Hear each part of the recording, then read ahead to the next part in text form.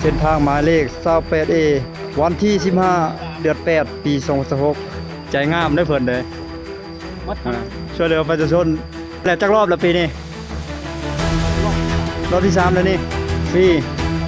ช่วยเหลือฟรีเนาะกำลังให้น้องทหารเมืองวีรบุรีเพื่อทหารมารับใช้นี่ก็คิดพาเราเพิ่นก็อาสาสมัครช่วยเหลือประชาชนดีใจอยู่บ่โอ้มาดเนาะปรากฏบ่ไปน้ำลายปลาไปสทีบเนาะเบิ่งโอ้น้ำแห้งพลึกเลยเนาะบ่มีผู้ใดกล้าข้ามเลยบาดเด้สวัสดีทุกคนเกิดเหตุการณ์บ่คาดคิดตอนนี้น้ำท่วมอยู่ที่หัวแยงบ้านหนองกระแดงเมืองวิลาบุรีแขวงสวรรณเขตเนื่องจากฝนตกเบิดคืนคือเด้แมปชิปความลึกของน้ำพอดีเพียงแอวเนาะมีเชือกอีกดึงเชือกแล้วเนาะเพื่อความรับประกัน110 เซนติเมตรหรือว่าเมตร10เส้นทางหมายเลข 28A วันที่ 15 เดือน 8 ปี 2016หรือว่าวันที่ 15 สิงหาคม 2569ใส่เรืออย่างเดียว2 คืนเนี่ยมันตกคืนวานนี้กับคืนเมื่อคืนนี้2 คืนซ้อนเบิดคืนสอดแจ้งเลยเรือไม้ใช้เรือไม้บริการคนข้ามฝากรถจอดติดเป็นแถวข้างหลังลงไหนแล้วบ่แสดงว่ามื้อเช้ายังเลิกกว่านี้เนาะยังแมตร10หรือว่า110 เซนติเมตร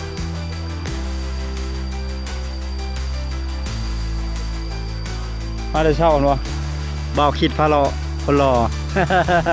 สวัสดี มาประจำภาคพื้นเนาะบริการประชาชน ยูทูบเบอร์เมืองวิลาบุรีใจงามได้เพิ่นเด้ช่วยเหลือประชาชนมันท่วมจักเทื่อแล้วจักรอบแล้วปีนี้รอบที่ รอบที่ 3แล้วนี่เอาเรื่อยๆเนาะเส้นทางหมายเลข 28A นี่เมืองวิลาบุรีเซโปน 2-3 เทื่อเพิ่นมาช่วยเขาเจ้าอยู่นี่ได้เบาคิดพาเลาะเพิ่นช่อง YouTube ก็เบาคิดพาเลาะ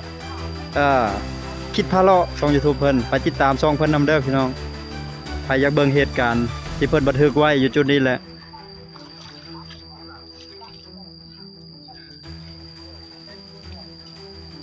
ขี้หลายแท้บ่ยันปีนบ่ไปก็จะข้ามเนาะ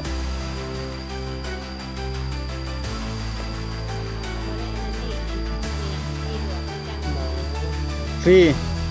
ช่วยเหลือฟรีเนาะกำลังให้น้องทหารเมืองวีรบุรีอยู่ไสอยู่พุ่นกัดจ้างแล้วอยู่พุ่นมันเป็นของประชาชนอันนี้เป็นของทหาร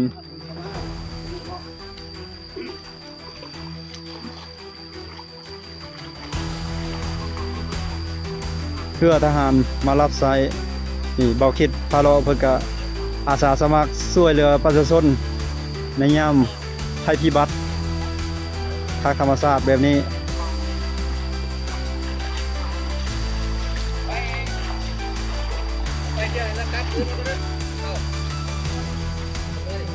เมื่อวันใดพอเมื่อวันใดพอจังเป็นมาจากบ้านสปามาจากบ้านโซปาที่เข้าเมืองวิลาบุรีนี้โดยอ๋อมาก็เจอแบบนี้เนาะพี่ดูน้ำหัวดีเลยคิดว่าน้ำจะบ่ขึ้นเนาะเท่าไรคุณเอาน้ำคันได้กินข้าวฟรีบริการละล่าช่วยเหลือประชาชนทหารมาได้นี่กำลังไอ้น้องทหารมาได้นี่ไปตรวจปลอดภัยด้วยโดยเพิ่นมาช่วยเหลือประชาชนฟรีทานจะช่วยทำดีเลยดีใจอยู่บ่ดีใจด้วยเนาะใจในลาวใจด้วยฟรีนี่ฟรีโอ้ย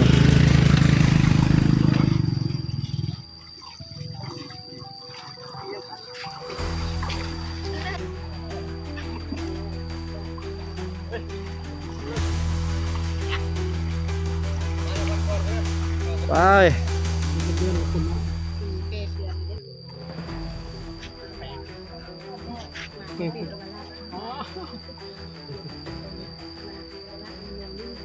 ไปใครจะมีเชือกดึงเชือกนั้นไปสบายอยู่บ่ได้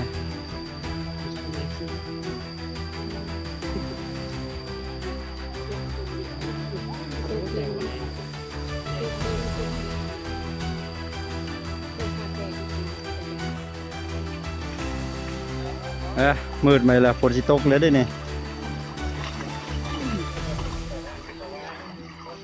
โอ้รถดีนักได้รถเนี่ย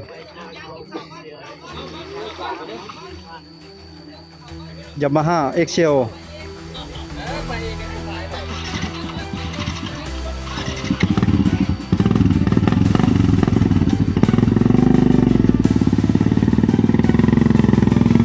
ยับ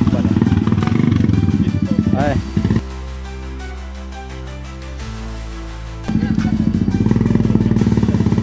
มีรถทีมพยาบาล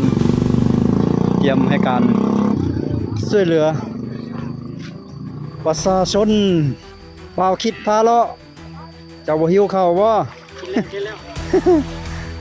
คนหล่อหัวใจงาม โอ้ใจขอบใจร่ำรวยเจ้าคิดบ่รอบที่3ของปีแล้วจุดนี้เป็นจุดรอแหลมของสายน้ำก็ว่าแม่นทุกคนเลยปีกายเนี่ยก็ท่วมไว้นอน 2-3 เทื่อว่าปีกายเด้ไปชื่นนี่เด้ปีชื่นนี่ก็ท่วมบ่ได้ท่วมบ่ปลอดภัยปีชื่นเนาะรถติดเป็นแถวเจ้าหน้าที่พาไปเบิ่งอยู่จุดไปทางเมืองบัวละพาอีกจุดหนึ่งอยู่นั่นห้วยยังเคินห้วยเคียงเนาะห้วยเคียงเส้นทางเลขที่เท่าไรตัวน่ะ12บ่12หรือ16ตัวนั้นวะถ้าบ่แม่น12กับ16เนาะตัวนั้นเนาะประมาณนั้นแหละเส้นทางจากเมืองวีระบุรีไปเมืองบัวละพาแขวงขมวนจุดดังกล่าวเรื่อยๆปีนี้เว้น3เทื่อนี้เลยบ่จักอาหารกัน ได้ไปช่วยเขาจะบอกจุดนั้นมีแต่มาช่วยอยู่จุดนี้ยูทูบเบอร์เมืองวีระบุรีหัวใจหล่อได้นี่อาสาช่วยเหลือชาวบ้านช่วยเหลือสังคมเจ้าของช่อง YouTube คิดพาเลาะกำมันบ่ตกเพิ่มนี่ตอนแรกก็โอเคแล้วนี่รถจักรไปได้มอเตอร์ไซค์ไปดี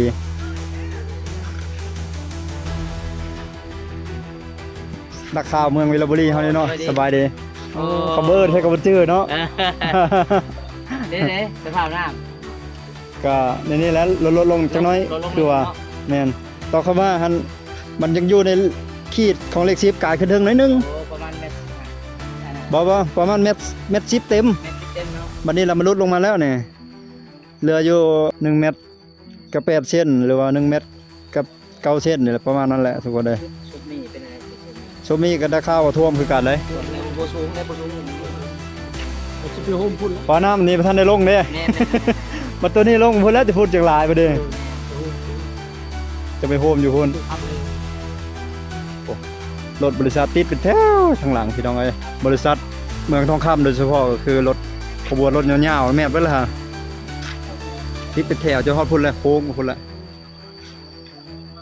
ผู้ใดอยากไปก็ไปบ่ได้อยากมาก็มาบ่ได้เฉพาะรถใหญ่รถกระบะเด้ส่วนรถจักรเอาขึ้นเรือขึ้นแพเอาอันนี้ข้างด้านหลังนี่ด้านหลังทางมาออกจากเมืองมารถจอดรอท่านำลงเป็นแถวเลยแถวนี้ไปวันนี้เขาสิพาทุกคนไปเบิ่งจุดทางออกไปเมืองบัวละพาอีกจุดนั้นก็มันมีห้วยตัวนึงอีกตัวน่ะ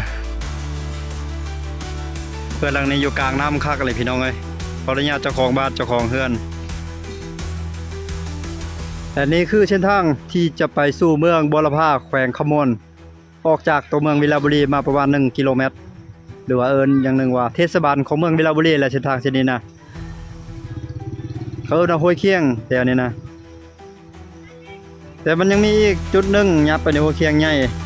หัวจมอยู่หันแหละไปนี่อีกประมาณ50 เมตรเดี๋ยวพาทุกคนเลาะเบิ่งบรรยากาศฝนตกแห้งเมื่อคืนนี่เบิดคืนสดแจ้งเลยแต่คืนว่านนั่นก็คือกันเราจึงเห็นให้น้ำท่วมในรอบ3ของปีนี้ละปี2026ในทุกคนเลยชาวบ้านได้ถือโอกาสนี้ หาปูหาปลาได้บ่โอ้ถึกอยู่โอ้ตัวบักใหญ่ปลาโธ่ปลายังหั่นปลากดโอ้มานเนาะปลากดบ่ปลายังเบิ่งโอ้มานคักมานคักเปลี่ยนจากวิกฤตเป็นโอกาสหาปลาเนาะตกเหยื่อปลาโธ่มัน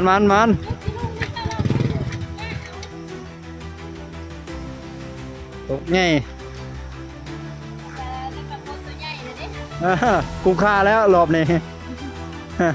ฮักเอารถจะฮักนี่อย่างมันออกเลยฮัน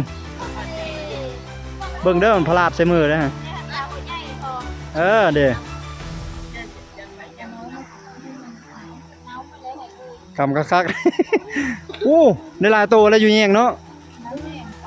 ใช้ขอเบิ่งเนี่ยได้บ่โอ้คุ้มค่าแล้วโอ้มันออกมาแต่หัวตัวนี้เนาะหัวเคียงน้อยนี่โธ่คุณปลาบูเนี่ยปลาบูปลากดปลาหัวใหญ่ปลาซิวอ้าวหมดนะมากขนาดได้เด้ว้า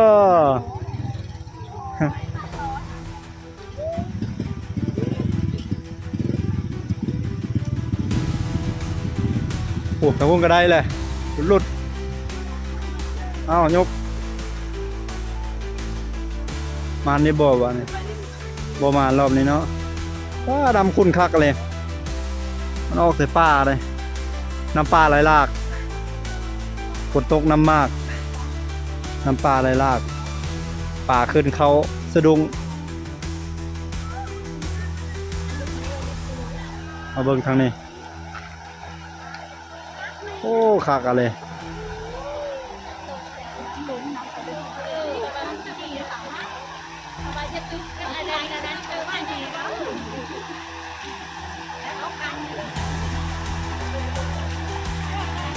เดี๋ยวไปเบิ่งจุดนั้นอีกทุกคนเลยจุดขัวจมจุดนั้นเป็นจะได้บรรยากาศและนี่คือจุดห้วยเคียงใหญ่ขัวจมเขตบ้านบุงคำเมืองเวลาบุรีแขวงสนเขตเส้นทางออกสู่เมืองบัวละพาหรือเส้นทางไปเมืองบัวละพาแขวงขมวนชาวบ้านยังคงหาปูหาปลากันตามเคยเนาะพลิกวิกฤตเป็นโอกาสหาปลาได้แล้วทุกคนเลยน้ำท่วมทางท่วมขัวเป็นที่เรียบร้อยขัวจมหรือว่าสะพานจมเสร็จเรียบร้อยข้ามบ่ได้น้ำแห้งขึ้นรอบ3รอบนี้ในลายกว่ารอบที่1แล้วรอบที่2ได้อยู่บ่โอ้น้ำลายปลาไปสุทีบเนาะเอาเบิ่งบ่ได้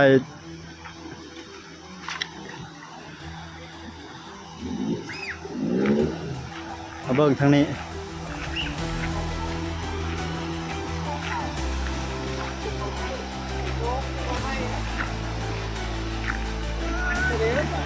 โอ้น้ำแห้งพลึกเลยเนาะ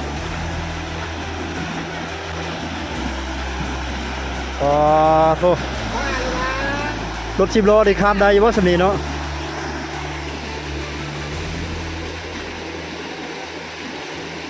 บ่มานเนาะปลาบ่นี่แม่ปลาบ่นี่บ่แม่นนี่ปลาเจ้าโอ้หากะมาบ่นี่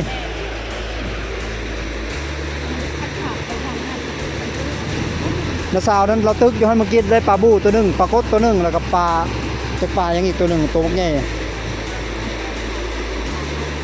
โอ้ยปลาไปทุกที่เลยเนาะ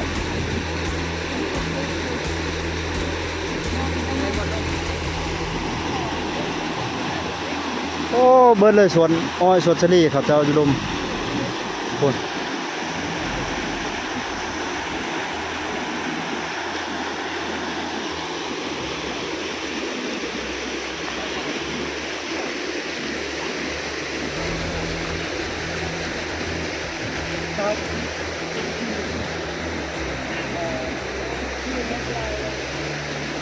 โอ้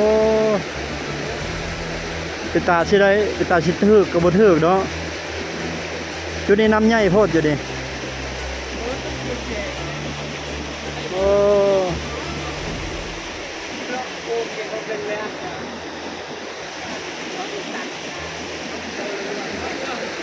น้ำแห้งพลึกเลยกูบ่มีผู้ใดกล้าข้ามเลยบาดเดอยู่จุดนี้มัน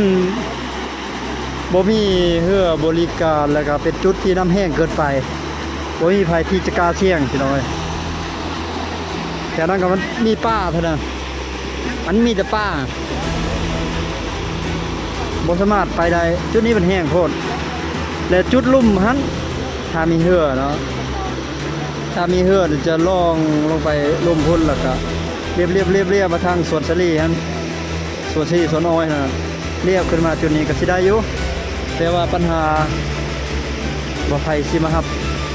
บริการไผสิมาเปิดบริการอยู่นี่โอ้โหรถไถนี่เฮ็ดข้างน้อมมารอทาข้ามน้ำทะเลรู้สึกว่ามันลงหลายเติบเลยทุกคนเลยติดตามวิดีโอถัดไปเนาะเป็นแต่ละจะอัปเดตอีกครั้งหนึ่งในวิดีโอถัดไป